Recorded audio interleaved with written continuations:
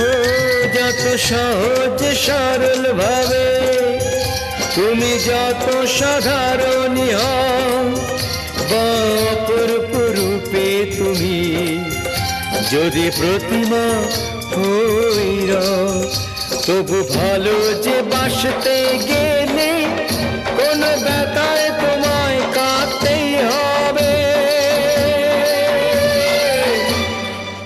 ও মনে রেখো তুমি যেমন নুপুরি গাও, বাঁশি ডাকলে তোমায় বাজতেই হবে।